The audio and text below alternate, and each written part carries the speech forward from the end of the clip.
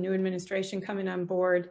How do you see that impacting domestic ag policy related to dairy, commodity programs, trade relations, et cetera? And I know we don't have all day. Honestly, I think dairy is postured very, very well, especially if the top pick at Secretary of Ag ends up being former Secretary Vilsack.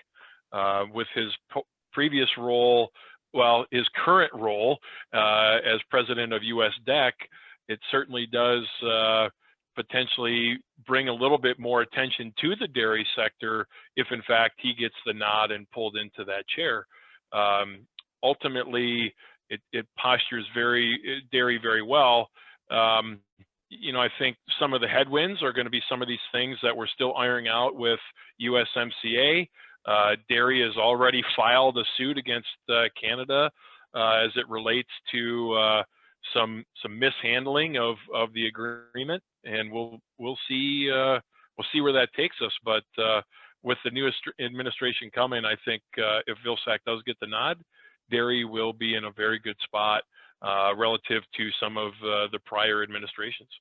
Yeah, to me, Kim, the question here could also be Congress. So we talk about a new administration, but the fact that we had Colin Peterson, Conaway, so we had Minnesota, Texas, Michigan, Kansas, and now we're likely going to have Michigan, Arkansas on the Senate side, and Georgia and Pennsylvania on the House side. That's a very different context relative to the history of dairy policy.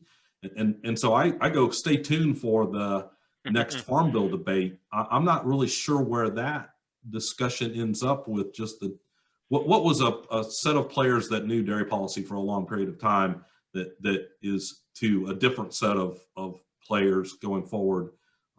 I think to domestic dairy policy, that's where it's going to be the most interesting.